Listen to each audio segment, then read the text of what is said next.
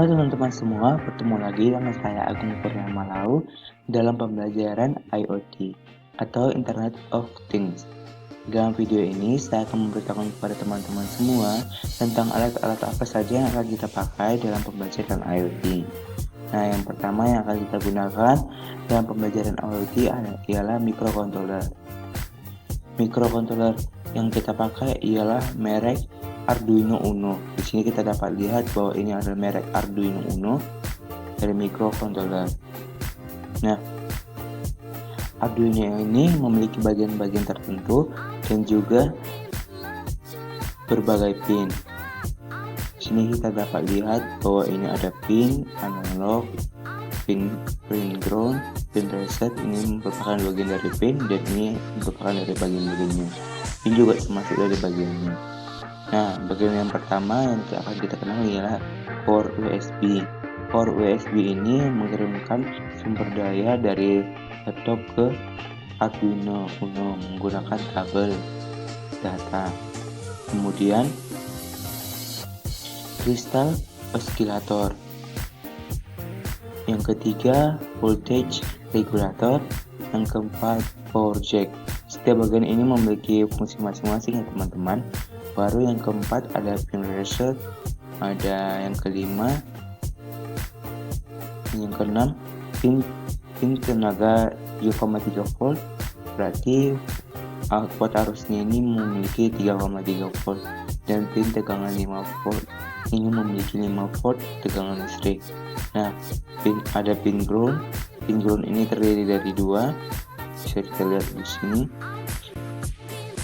Ada juga pin penambang tegangan memiliki satu doang. Pin analog. Pin analog ini biasanya ada 6 jumlahnya. Di sini dapat kita lihat 1, 2, 3, 4, 5, 6. Baru ada microcontroller. Disinilah otak dari microcontroller Arduino Uno ini. Semua bekerja melalui proses microcontroller ini. Yang kemudian ada tombol reset. Tombol reset ini adalah fungsinya untuk menyimpan program yang ada. Jadi program-program yang ada di sini disimpan. Baru ada pin ICSP, kemudian ada lampu indikator power. Ini merupakan jadi lampu dalam indikator powernya. Yang kemudian ada lampu RX, ada lampu TX. Kemudian ada pin input-output digital. Biasanya pin input-output digital ini memiliki jumlahnya 13. Sini kita dapat lihat dan kita dapat hitung sendiri. Baru ada pin RF, pin SDA, pin SCL. Sebenarnya pin yang akan kita pakai keseringan itu ialah pin input di output digital, baru itu pin analog, baru ada pin power. Nah, yang sering kita pakai itu ada 3, pin output digital, pin analog, dan pin power. Kemudian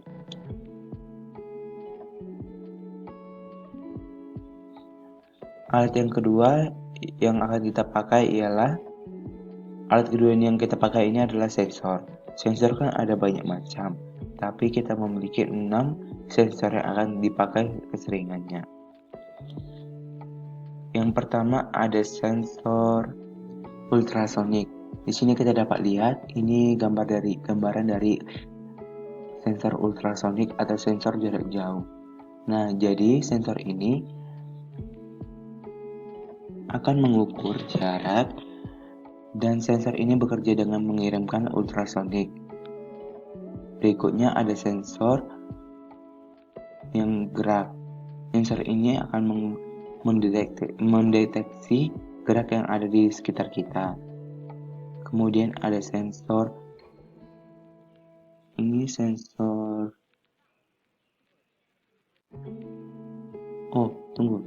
Sensor gerak ini bisa dipakai untuk alarm Buma.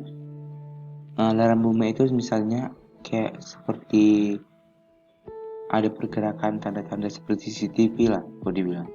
Baru ada sensor yang ketiga, sensor hujan. Sensor ini biasanya dipakai untuk proyek-proyek air atau hujan atau ketika hujan. Berikutnya ada alat sensor kelembapan. Ini adalah merupakan sensor alat kelembapan. Sesuai dengan namanya, sensor ini akan mengukur berapa suhu kelembapan yang ada di sekitar kita yang ingin kita ukur kelembapannya. Selanjutnya ada sensor api. Nah, sensor api ini bisa kita pakai untuk proyek mengamankan rumah kita dari kebakaran yang ada. Misalnya dari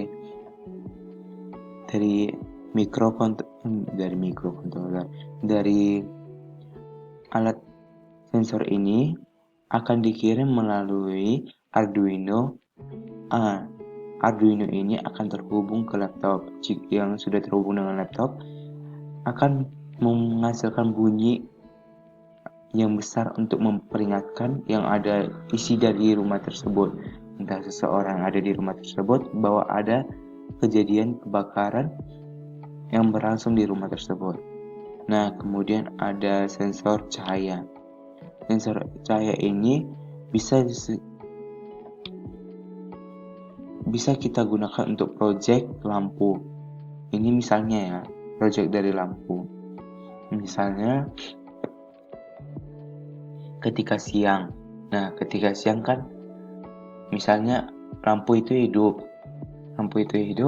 Ketika siang kita tanpa perlu mematikan atau interaksi secara langsung untuk mematikan, otomatis sensor ini akan membuat dari sensor ini ke Arduino langsung ke laptop.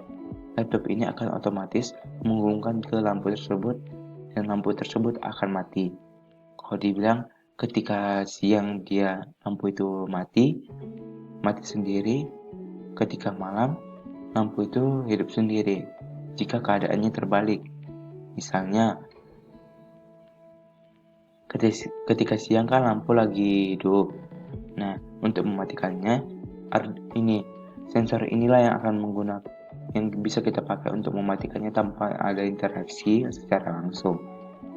Nah, mungkin itu saja yang akan kita pakai dalam penggunaan alat pada IoT. Jika teman-teman ingin bertanya, silakan klik komen. Boleh bertanya sesuka hati, dan jika teman-teman suka dengan video ini, boleh klik tombol like-nya dan subscribe-nya. Sekian dari saya, terima kasih.